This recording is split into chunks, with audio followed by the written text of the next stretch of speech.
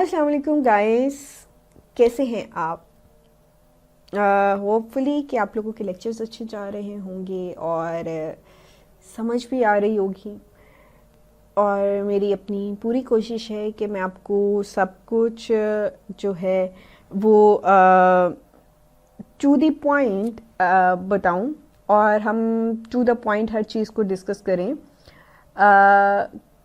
क्योंकि last lecture में हम लोगों ने अपना कम्युनिज्म एंड कैपिटलिज्म और कम्युनिस्ट सोसाइटी कैपिटलिस्ट सोसाइटी को डिस्कस किया था। ठीक है, तो होपफुली कि वो आप लोगों को अच्छी तरह समझ आया होगा। सो गाइज, आज का लेक्चर है government types and it's pillar के ऊपर। ठीक है, गवर्नमेंट क्या है, उसकी टाइप्स क्या हैं और उसके पिलर्स कौन कौन से होते हैं। तो मेरी कोशिश ये होगी कि मैं आपको ब्रीफली इन सब चीज़ों को मैं अच्छे तरीके से और बहुत सिंपल डेफिनेशंस के साथ बहुत सिंपल अंदाज से आप लोगों को मैं सिखा दूँ। What is government? Government is a system or organization that has the authority to make and enforce laws, manage public resources, and provide services to people. It is responsible for maintaining order, protecting its citizens, and ensuring the all-over welfare of our society. Government क्या है? एक system है या एक organisation है जिसके पास authority है, और वो अथॉरिटी क्या है? To enforce law, manage public resources, provide services to the people. Again repeat it on your finger tips please. Government एक सिस्टम या एक ऑर्गेनाइजेशन है जिसके पास अथॉरिटी है, पहली चीज़ कि वो आप लोगों का जो लॉ इन्फोर्समेंट है वो। नंबर टू, पब्लिक रिसोर्सेज, जितने भी पब्लिक रिसोर्सेज हैं उनको उनकी हिफाजत करे या ठीक तरीके से वो यूटिलाइज किए जाएं। नंबर थ्री, सर्विसेज प्रोवाइड करे लोगों को। ठीक है, उसकी अगली जो चीज़ आ रही है वो ये है कि it is responsible for maintaining order, protecting its citizens and ensuring और over welfare for our society. बाकी कि ये गवर्नमेंट की रिस्पॉन्सिबिलिटी है कि वो लॉ एंड ऑर्डर मेंटेन रखे, हर वक्त कोई लड़ाई झगड़े की सूरत हाल ना रहे, और जो उनके अपने सिटीज़न हैं उनको उनकी हिफाजत करें, उन्हें प्रोटेक्ट करें। ठीक है, तो this is the government. Organisation है, उसके पास अथॉरिटी है। अथॉरिटी क्या क्या है? पब्लिक रिसोर्स मैनेजमेंट है, इसके अलावा इन्फोर्समेंट ऑफ लॉ है, सर्विसेज प्रोवाइड करना है, सिटीज़न की हिफाजत करनी है और प्रोटेक्ट करना है, और इसके अलावा क्या करना है? Maintain the order in country. ठीक है, उसके बाद नेक्स्ट स्लाइड जो आपकी आती है वो आती है forms of government. Government can take many forms, such as democracies, monarchies, or dictatorship, depending on how power is distributed and decisions are made. यहाँ पे गवर्नमेंट की मैंने आपको 3 टाइप्स बताई। नंबर 1, डेमोक्रेसीज, इससे तो हम सब वाकिफ होंगे। एक बहुत पुरानी और फेमस इसकी डेफिनेशन है, rule by the people, for the people, to the people, मतलब ठीक है, ये सब कोई आती है। उसके बाद मोनार्कीज और dictatorship, definitely we will discuss it in our next slides. So these are 3 forms of government. Democracy, power source. Democracy का जो पावर सोर्स होता है वो लोग होते हैं, लोगों की वजह से वो जिसको इलेक्ट करते हैं उसको लाते हैं। How it works? Citizens have the right to vote for their leaders and participate, जो भी उनके अंदर पार्टिसिपेट कर रहे होते हैं, जो भी उनके लीडर्स होते हैं उनको वोट करते हैं डिसीजन मेकिंग डायरेक्टली और थ्रू रिप्रेजेंटेटिव्स। या तो आप डायरेक्टली वोट कर रहे होते हो, या ये होता है कि सबसे पहले आप अपने रिप्रेजेंटेटिव्स जो होते हैं वो सिलेक्ट करते हो, फिर वो आगे उनको सिलेक्ट कर रहे होते हैं। ठीक है, तो हाउ डेमोक्रेसी वर्क। लेकिन जो एक तस्वीर नज़र आ रही है उसके अंदर तो यही है कि डेमोक्रेसी को जो लोग लेके चलते हैं वो लोग ही हैं। सो इसकी एग्जांपल जो है वो United state and India, very famous.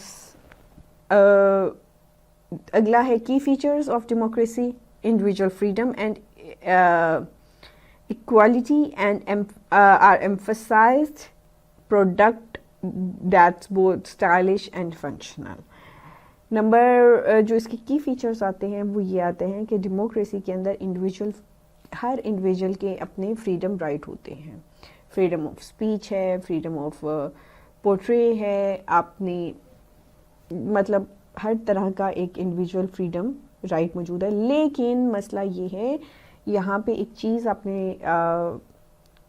चीज़ पे आपने फोकस करना है, वो ये कि आपकी जो फ्रीडम जो आप समझ रहे हो वो आपकी जो स्टेट की लॉ है उससे बाहर ना जाए, वो स्टेट के अगेंस्ट नहीं हो सकता। ठीक है, वो फिर आपका फ्रीडम नहीं होता जब आप स्टेट के वो आप अपनी उस इंडिविजुअल फ्रीडम को मिसयूज़ कर रहे हो। ठीक है, तो वो एक फ्रीडम नहीं होता। नेक्स्ट जो हमने वहाँ पे दूसरी टाइप डिस्कस की थी वो थी मोनार्की पावर सोर्स। अच्छा, इसका जो पावर सोर्स है, king, queen, royal family, British royal family, Saudi Arabia में ये सब जो है वो चल रहा है। ठीक है, how it's work, power is typically inherited, मतलब वरासत नस्ल दर नस्ल चलती आ रही है। वो है, उसके बाद उसका बेटा है, फिर उसका बेटा है, अगर वो नहीं है तो उसका भाई है, मतलब एक ख़ानदान से वो बाहर नहीं जाएगी।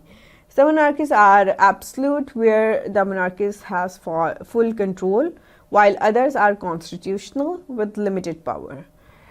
कहीं पे तो monarchist के पास पूरा पूरा कंट्रोल होता है। ठीक है, आप हिल नहीं सकते वहाँ पे। और कुछ जगहों पर कॉन्स्टिट्यूशनल्स होती हैं कि जहाँ पे पहले ही कुछ कॉन्स्टिट्यूशंस, कुछ रिटन चीज़ें जो होती हैं वो तय कर दी जाती हैं कि ये पावर आपके पास होंगी, ये पावर नहीं होंगी। अच्छा, जो मोनार्की है इसकी एग्जांपल आपका नंबर 1 इज़ यूके। यूके जो है वो कॉन्स्टिट्यूशनल है। ठीक है, सऊदी अरेबिया जो है वो एब्सोल्यूट है, वो ऑल एंड ऑल है। ठीक है, उसके अंदर कॉन्स्टिट्यूशनल के अंदर क्या है, विद लिमिटेड पावर्स हैं। सऊदी जो है वो मोनार्की जो है वो कॉन्स्टिट्यूशनल नहीं है, वो एब्सोल्यूट है, यानी कि सब कुछ वही है। बट यूके की जो गवर्नमेंट की ये टाइप है मोनार्की की, वो कॉन्स्टिट्यूशनल है with limited power. So come back to the previous slide, democracy का जो सोर्स है वो पीपल हैं, और मोनार्की का सोर्स जो है किंग, क्वीन और रॉयल फैमिली। और जो डेमोक्रेसी है उसके अंदर आपके पास इंडिविजुअल, हर बंदे के पास फ्रीडम होती है। इधर ऐसा है कि इनहेरिटेड होती है नंबर 1, और इनहेरिटेड 2 टाइप की होती है, नंबर 1 कॉन्स्टिट्यूशनल, दूसरी होती है एब्सोल्यूट। जो कॉन्स्टिट्यूशनल होती है उसके अंदर लिमिटेड पावर होती है, absolute all and all, right. Hopefully कि ये दोनों चीज़ें बहुत इजी करके मैंने आपको एक्सप्लेन कर दी और आपको समझ भी आ गई होंगी गाइस। डिक्टेटरशिप का जो पावर सोर्स है, अ सिंगल लीडर और अ ग्रुप, एक लीडर होता है या एक ग्रुप होता है। How it works, the leader holds total control backed by the military power, citizens usually have little or no political freedom। Example, north Korea. इसका की फीचर क्या है, centralised power with strict control. Dictatorship जो होती है वो क्या है कि एक लीडर या कोई एक ग्रुप जो है वो सब पे रूल करेगा। ठीक है, और उसकी इजाज़त के बग़ैर आप कुछ नहीं कर सकते हैं।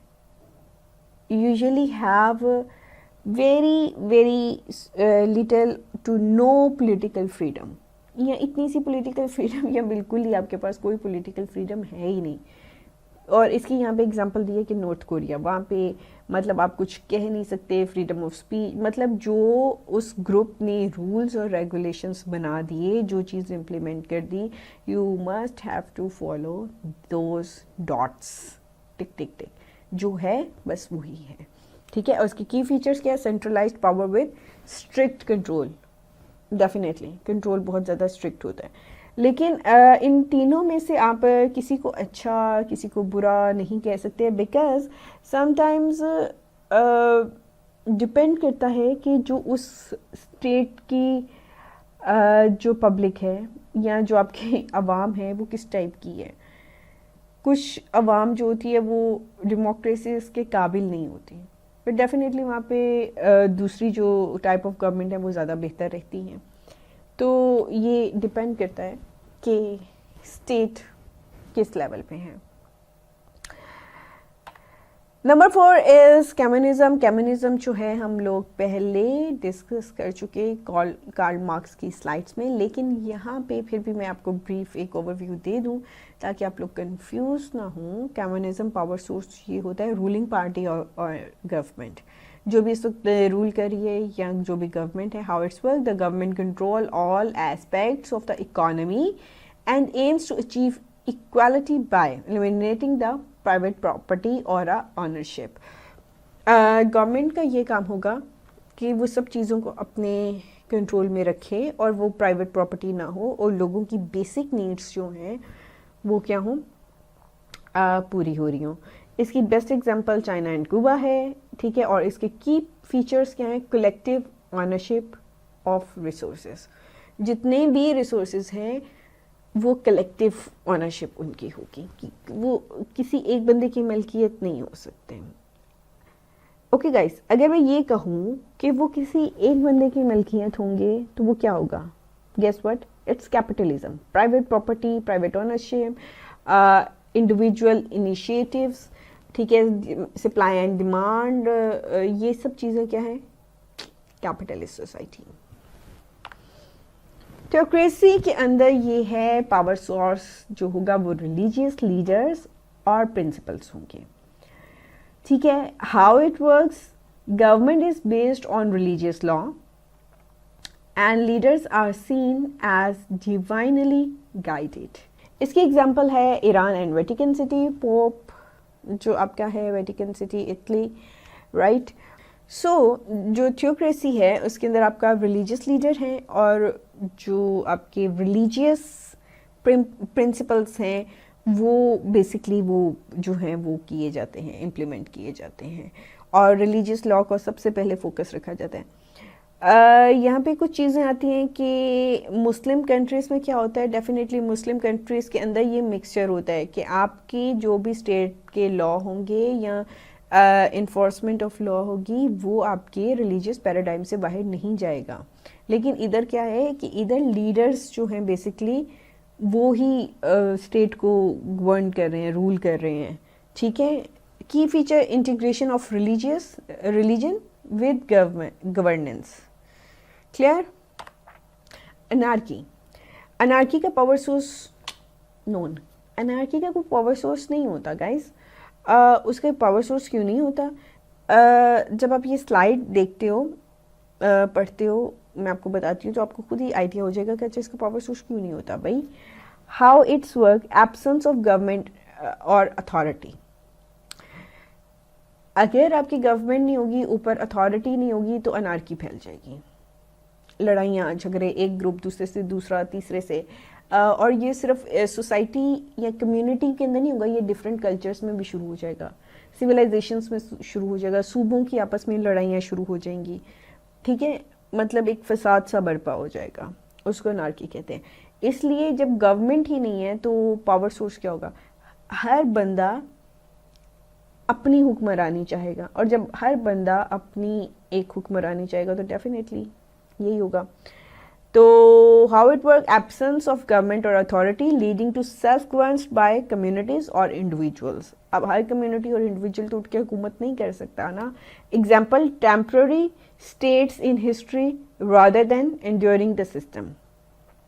कभी ये भी होता है कि टेम्पररी जो स्टेट्स होती हैं वो सामने आ जाती हैं ठीक है, और सेंट्रलाइज कोई रूल और कोई रेगुलेशन नहीं होता, रादर देन इंड्योरिंग सिस्टम, मतलब पूरा सिस्टम नहीं होता लेकिन टेम्परेरी स्टेट्स कुछ आ जाती हैं, और हिस्ट्री में ऐसा हुआ है. Next is the pillars of government. The pillars of government refer to the fundamental elements or principles that uphold and sustain a functioning government. While the exact interpretation may vary depending on the country or system of governments, here are commonly recognized pillars. Government के जो pillars होते हैं वो क्या हैं, जो sustain functioning government के functions में काम आते हैं और सस्टेन उसको करवाने के काम आते हैं. ये country to country sometimes very भी करता है कि किसी कंट्री के ज़रूरी नहीं है कि जो हमारी कंट्री के गवर्नमेंट के पिलर्स हों वो दूसरी कंट्री के गवर्नमेंट के पिलर्स भी वही हों. चेंज भी हो सकते हैं, इसमें कुछ हद तक चेंज हो सकते हैं या टोटली चेंज हो सकते हैं. Okay guys, the next slide is about the pillars of government. सबसे पहले आपका आ रहा है लेजिस्लेटिव. इसका रोल क्या है? लेजिस्लेटिव का रोल है मेक्स लॉ, कवानीन बनाता है. ये एक ऐसी ब्रांच है, this branch is responsible for creating, debating the law and guide the society. Consist of elected representative in parliament, Congress and assemblies. और एग्जांपल इसकी जो है वो यूएस कांग्रेस आप ले लो, पाकिस्तान की नेशनल असम्बली ले लो. ठीक है, अब ये क्या है, लेजिस्लेटिव सिर्फ कानून बनाता है. ठीक है, उसके ऊपर डिबेट करता है. क्रिएशन एंड डिबेटिंग, ये दो चीज़ें लेजिस्लेशन का काम है. ठीक है, उसके बाद आपका आता है एग्जीक्यूटिव. ये क्या है, इम्प्लीमेंट्स एंड इन्फोर्सेस द लॉ. ये क्या करता है, इम्प्लीमेंट करता है. जो आपके लॉ बनाए गए उनको जो इम्प्लीमेंट करेगा वो एग्जीक्यूटिव पार्ट होगा. डिटेल्स इसकी ये हैं, the branch carries out the law made by the legislatures. It includes the head of state, president और prime minister, government officials and various department और एजेंसीज. इसके एग्जाम्पल है प्रेसिडेंट, प्राइम मिनिस्टर और cabinet. ये चीज़ समझ आई? मैं रिपीट इसको गाइस करती हूँ दोबारा प्लीज़. ये छोटी सी एक डिफरेंस बताने लगी हूँ, वो गौर से सुन लो. लेजिस्लेटिव का काम है सिर्फ लॉ बनाना और उसके ऊपर डिबेट करना और उसको क्रिएट करना. ठीक है, और सोसाइटी को गाइड करना. ज़ाहिर बात है उसकी कोई ना कोई रीज़न होगी ना कि ये लॉ बनाया है, ये इसलिए बनाना है, और या फिर ये बनाना है, ये ऐसा होना चाहिए, इसके ये फ़ायदे होंगे. अब एग्जीक्यूटिव पार्ट क्या कर रहा है इसके ऊपर, वो कह रहा है इम्प्लीमेंट कर रहा है.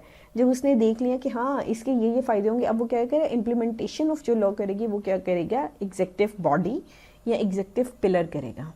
ठीक है, जो कौन से रूल्स, कौन से लॉज वो इम्प्लीमेंट करेगा, जो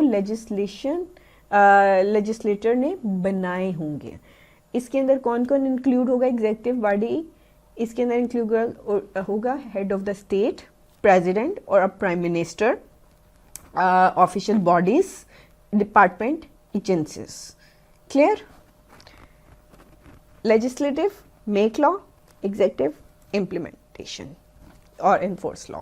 ठीक है, होपफुली कि ये डिफरेंस जो है वो आप लोगों को इजीली समझ आ गया होगा. The third pillar of the government is the judiciary. Judiciary जो है वो इंटरप्रेट करती है and upholds the law, ensure laws are applied fairly and resolve disputes. Judiciary का ये काम है कि जो लॉ बनाए लेजिस्लेशन ने और उसको इम्प्लीमेंट कराया आपके एग्जीक्यूटिव सेक्शन ने, अब उसके ऊपर जुडिशरी क्या कर रही है, वो देख रही है कि ये जो लॉ की इम्प्लीमेंटेशन जो भी लॉ की है वो क्या फेयरली हुई है कि नहीं, ठीक तरीके से हुई है या नहीं, या वो जो डिस्प्यूट्स या जो भी आपके लड़ाई झगड़े हैं वो उसको रिजॉल्व कर रहा है या नहीं. The judiciary acts independently of the other branches to maintain the rule of law. Judiciary है वो इन सब से अलग इंडिपेंडेंट होगी, ठीक है, ताकि वो इस चीज़ को अपनी एक डिग्निटी को मेंटेन रख सके, ताकि वो बता सके कि ये रूल या ये जो लॉ है ठीक है भी कि नहीं, या जिन लोगों ने इनको इस रूल और रेगुलेशंस या जो भी लॉज हैं इसको इम्प्लीमेंट किया है, इन्फोर्स किया है, क्या वो ठीक तरीके से किया है या नहीं, ठीक है। तो ये फ्रीडम होनी चाहिए जुडिशरी के पास। इसकी एग्जांपल क्या आपके पास आ रही है, supreme court and high court. Okay, the next pillar is the media. Fourth pillar इसलिए रखा है कि समटाइम्स इसको फोर्थ पिलर कंसीडर किया जाता है और कभी कभी इसको फोर्थ पिलर कंसीडर नहीं किया जाता, लेकिन मीडिया डेफिनेटली आपकी सोशल थॉट्स के अंदर, पॉलिटिकल थॉट्स के अंदर, आपकी और कई चीज़ों के अंदर, अवेयरनेस के अंदर एक बहुत बहुत बहुत बहुत अहम किरदार अदा करता है। I am not going to discuss their negative और positive impact of the media, लेकिन मीडिया एक अपना रोल प्ले करता है। सो मैंने इसलिए इसको एज अ फोर्थ पिलर जो है वो डाल दिया। एक्ट्स एज वॉचडॉग डिटेल्स, यानी कि वो हर चीज़ को उसका रोल है कि देखना। वो एक अलग बात है कि समटाइम्स उसमें बाइसनेस आ जाती है, लेकिन अनबाइस्ड जो मीडिया की स्टेटमेंट है वो अनबाइस्ड होनी चाहिए। Though not a formal branch, as free press is often referred to as the fourth pillar, as it holds power to account by informing the educating the public। अब इसके अंदर ये क्या है कि वो पब्लिक को जो है एजुकेट कर रहा है, उसकी डेफिनेटली मीडिया की जो एक्सेस है वो कई उन जगहों तक होती है जहाँ पे आम पब्लिक की जो रसाई है वो नहीं होती। तो मीडिया फोर्थ पिलर अब ऐसे है कि उस चीज़ के बारे में पूरी इंफॉर्मेशन या नॉलेज जो है वो आपका मीडिया आपको दे रहा है। काम पे ख़राब होता है कि समटाइम्स मीडिया उस चीज़ को नेगेटिव भी पोर्ट्रे कर सकता है और समटाइम्स उसको पॉजिटिव भी ले सकता है। समटाइम्स मीडिया के अंदर कई जगह ऐसी होती हैं जहाँ पे जब बहुत से लोग बात करते हैं तो उसमें बाइसनेस आ जाती है, जिससे हालात ख़राब भी हो सकते हैं। समटाइम्स अनबाइसनेस होती है, जिससे एनी हाउ कुछ भी आगे सामने आ सकता है, ठीक है। तो ये कुछ चीज़ें होती हैं media as a fourth pillar, ठीक है। इसके अंदर आपका जर्नलिज़म आ जाता है और न्यूज़ आउटलेट्स आ जाती हैं, आपकी खबरें वगैरह जो होते हैं, और इसके अलावा आपके टेबल टॉक्स होते हैं, कुछ टॉक सेशंस होते हैं, कुछ इंटरव्यूज़ होते हैं। तो ये जो सब चीज़ें हैं ये डेफिनेटली हम लोगों को हालात और वाक़यात से तो आगाह करते हैं, बट समटाइम्स इनका एक नेगेटिव इम्पैक्ट भी अपनी जगह और एक पॉजिटिव इम्पैक्ट भी अपनी जगह होता है, ठीक है। लेकिन ये सोसाइटी को बनाने में और बिगाड़ने दोनों में एक अहम किरदार अदा कर रहे होते हैं। These pillars balance power, uphold justice and ensure accountability, creating a well-functioning and stable government. I'm just going to repeat the four pillars once again because I think this is more confusing. Legislation makes law. Only law they create and debate. Executive implement and enforce law, right? They implement and enforce the law. इसके अंदर कौन कौन आता है, आपके prime ministers, president और आ cabinet. और legislation के अंदर जैसे चला गया पाकिस्तान नेशनल असेंबली हो गया, यूएस की कांग्रेस हो गई, ठीक। Number 3 is judiciary. जुडिशरी की क्या है कि नज़र रखना कि क्या जो रूल्स और रेगुलेशंस लेजिस्लेटिव बॉडी ने बनाए और एग्जीक्यूटिव बॉडी ने उसको इम्प्लीमेंट कराया, क्या वो ठीक तरीके से इम्प्लीमेंट हुए या नहीं हुए, और उससे सारे जो डिस्प्यूट हैं वो रिजॉल्व हो रहे हैं या नहीं हो रहे। And fourth pillar is media, जो इन सब चीज़ों को समटाइम्स एक्सप्लेन कर रहा होता है और डेफिनेटली आपकी सोसाइटी की कंस्ट्रक्टिव, डिस्क्रिप्टिव काफ़ी इसके रोल्स होते हैं, ठीक है। तो इसके अंदर आपका जर्नलिज्म भी आ सकता है, न्यूज़ भी आ सकते हैं, टेबल टॉक्स भी आ सकते हैं, सोशल मीडिया स्पेशली जो कि एक ठीक सोर्स नहीं होता नॉलेज का या किसी भी चीज़ का, उसको मैं ये कहूँगी कि जब आपको सोशल मीडिया के थ्रू कोई चीज़, या जिसे आप FB, फेसबुक, इंस्टा, इनके थ्रू अगर कोई आपको मैसेज मिलता है तो डेफिनेटली उस चीज़ के ऊपर यकीन करने से पहले उसको कंफर्म कर लेना ज़रूरी होता है, ठीक है। उसके बाद आपकी आती है responsibilities of government, maintaining law and order. जो आपकी गवर्नमेंट है उसकी सबसे पहली रिस्पॉन्सिबिलिटी क्या है कि वो मेंटेन करवाए लॉ एंड ऑर्डर, ठीक है।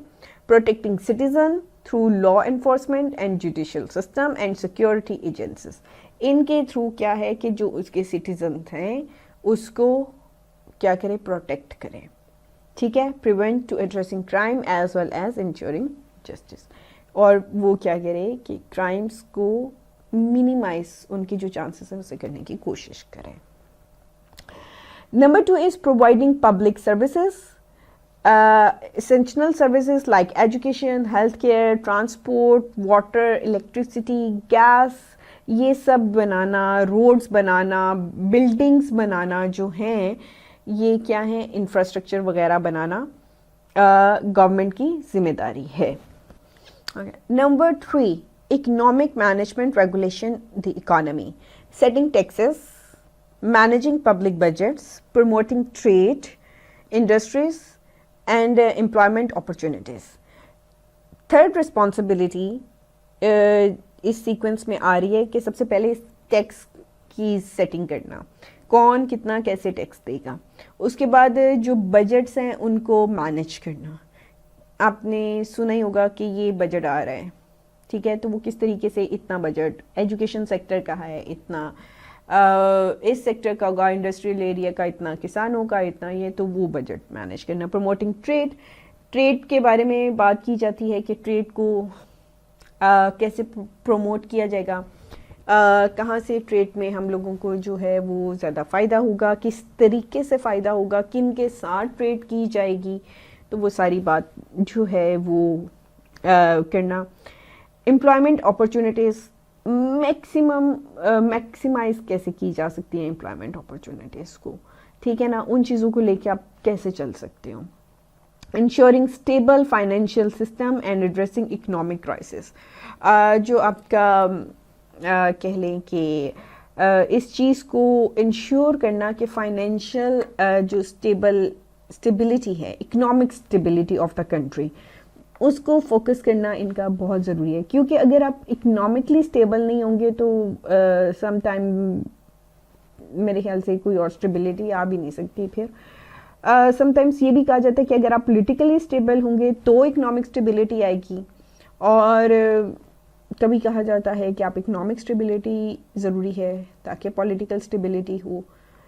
तो आई थिंक ये दोनों एक दूसरे से बहुत डीपली कनेक्टेड हैं, ठीक है। तो एड्रेसिंग द इकोनॉमिक क्राइसिस क्या है, उनको एड्रेस करना, उनको देखना और इनका हल तलाश करना। Number 4 is defending the nation, national security, armed forces, defence system, इस चीज़ को फोकस करना सबसे इम्पॉर्टेंट चीज़ है, प्रोटेक्टिंग।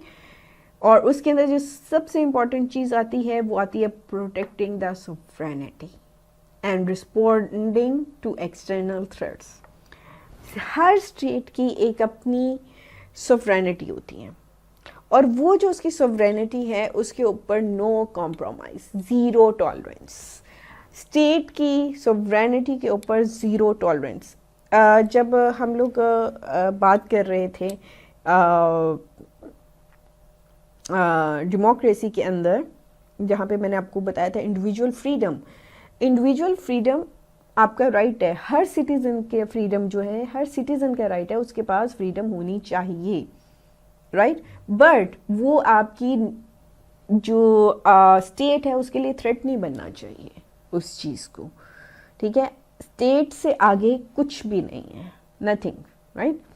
तो जो प्रोटेक्टिंग द सॉवरेनिटी है and responding the two external threats, वो बहुत इंपॉर्टेंट चीज़ है। वो गवर्नमेंट की प्राइमरी रिस्पॉन्सिबिलिटी है कि अपनी सॉवरेनिटी को बरकरार रखें, उसके ऊपर ज़ीरो टॉलरेंस होनी चाहिए, बिल्कुल कोई टॉलरेंस नहीं है। और दूसरा ये कि एक्सटर्नल जो थ्रेट्स आते हैं आपकी सॉवरेनिटी को लेके, आपकी फ्रीडम को लेके, आपकी स्टेट की एग्जिस्टेंस को लेके, उसको रिस्पॉन्ड किस तरीके से करना है। ठीक है, इसके अंदर मैंने आपको 3 चीज़ें बताई। नंबर 1 आपकी सॉवरेनिटी को लेके, नंबर 2 आपकी एग्जिस्टेंस को लेके, आपकी एग्जिस्टेंस से मतलब स्टेट की एग्जिस्टेंस, और यहाँ पे सॉवरेनिटी को लेके। ठीक है, तो ये जो चीज़ें आती हैं वो बहुत इंपॉर्टेंट हैं।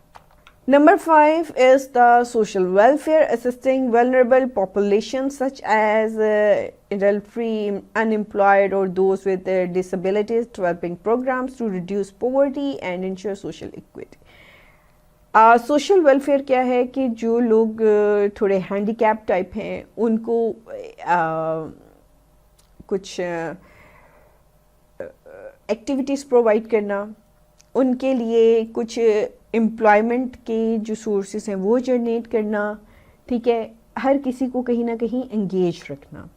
सो ये जो रिस्पॉन्सिबिलिटीज़ ऑफ गवर्नमेंट है, I am going to discuss once again. Number 1 the maintaining the law and order, number 2 provide the public services, number 3 is economic management and regulation, number 4 is defending nation, जो कि सबसे ज़्यादा important है।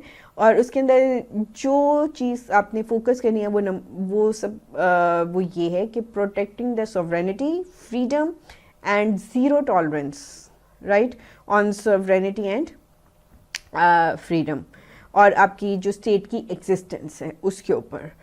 ठीक है, तो ये जो थी रिस्पॉन्सिबिलिटीज़ ऑफ गवर्नमेंट थी। नंबर 6 पे है environmental protection, enforcing laws to protect natural resources and combat climate change, promoting sustainability and reducing pollution. इसके अंदर गवर्नमेंट तो रिस्पॉन्सिबल है ही है, बट मुझे लगता है कि गवर्नमेंट से ज़्यादा आवाम, बिकॉज़ अगर आप पाकिस्तान के अंदर नेचुरल ब्यूटी बहुत ज़्यादा है माशाल्लाह से। ठीक है, लेकिन अगर आप कभी सी साइड पे चले जाओ, गवर्नमेंट अगर एक जगह साफ़ करके जाती है, दूसरी जगह सफाई करवाती है, तीसरी जगह, लेकिन नहीं, हम लोगों का काम क्या है, जहाँ खाना है वहाँ फेंक देना है। हम लोगों को ये नहीं होगा कि वहाँ से चीज़ें उठा के एटलीस्ट वहाँ पे बिन्स पड़ी हैं, जहाँ पे शीशे की बॉटल्स डालनी है वहाँ पे वो डाल दें, प्लास्टिक एक जगह पे डालने वहाँ डालते, नहीं, हम लोग ऐसा नहीं करते।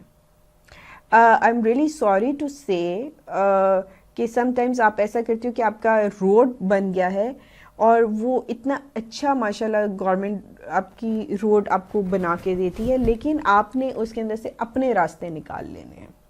ठीक है, तो वो किसी के वहमो गुमान में भी नहीं होगा कि यहाँ से कोई रास्ता निकल के कोई अलग से बाइक या साइकिल आ जाएगी, आप तो अपनी स्पीड में आ रहे हो, तो डेफिनेटली कॉज द एक्सीडेंट। अब इसमें ना गवर्नमेंट का कसूर है ना उसका कसूर है जो रूल्स और रेगुलेशंस फॉलो कर रहे हैं।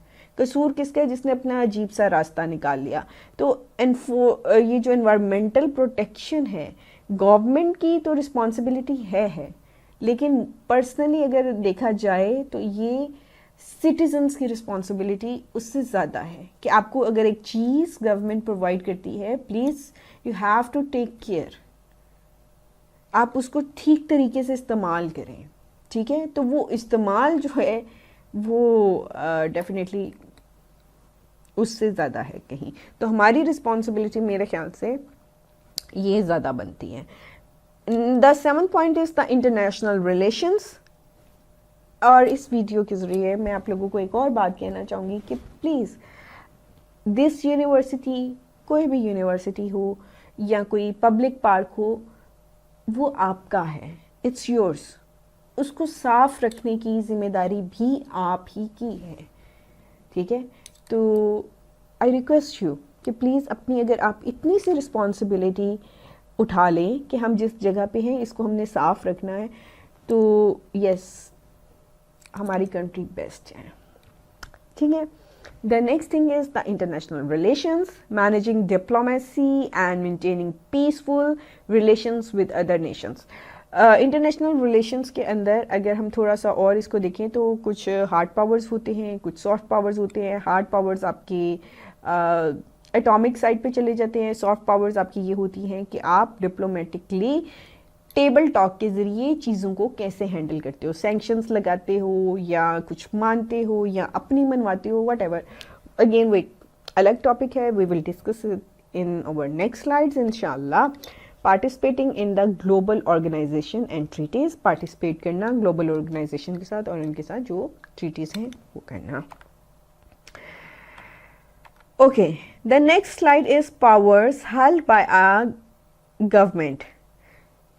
गवर्नमेंट के पास कौन सी पावर है? लेजिस्लेटिव पावर, ये हम लोग पढ़ चुके हैं, ठीक है। उसके बाद टैक्सेशन एंड रेवेन्यू कलेक्शन, जो गवर्नमेंट है वो टैक्स और रेवेन्यू जो है वो कलेक्ट कर सकती है, ये भी गवर्नमेंट के पास है। Law enforcement, judicial and authority, definitely वहाँ से बन के अप्रूव हो के कोई चीज़ आएगी तो वो इम्प्लीमेंट होगी, ये गवर्नमेंट के पास है। डिफेंस एंड सिक्योरिटी, यस, ये पावर भी गवर्नमेंट के पास है। फॉरेन अफेयर्स, बाहर की कंट्रीज़ के साथ ट्रेड के साथ कैसे डील करना है, ये गवर्नमेंट के पास है। Regulations of the resources, manage natural resources को मैनेज करना है, such as land, water, minerals, और इस चीज़ को इंश्योर करना कि उसका एक सस्टेनेबल यूज़ किया जाए। तो ये सब चीज़ें किसके पास आती हैं? ये बेसिकली गवर्नमेंट के पास आएंगी। And emergency powers, emergency powers से क्या मुराद है? In times of crisis such as natural disaster और wars, government may assume additional powers to protect the nation and its people. कुछ एमरजेंसी पावर्स लगा दी जाती हैं, कर्फ्यूज़ लगा दिए जाते हैं, वो नेचुरल डिसास्टर की सूरत में लगा दी जाते हैं, एक जगह से दूसरी जगह उन्हें मूव कर दिया जाता है। तो यस, ये भी गवर्नमेंट के पास है, गवर्नमेंट के पास ये इख्तियार है, ठीक है। The rights and power of the government are often balanced by the right of citizen and limited by laws to prevent abuse to power, right. ये जो स्टेटमेंट है ये मैंने येलो कलर से इसीलिए हाईलाइट की है because it's very much important. Okay guys, thank you so much. आज का लेक्चर हमारा ख़त्म होता है, आपसे फिर मिलेंगे अगले हफ्ते एक नए लेक्चर के साथ। Thank you so much.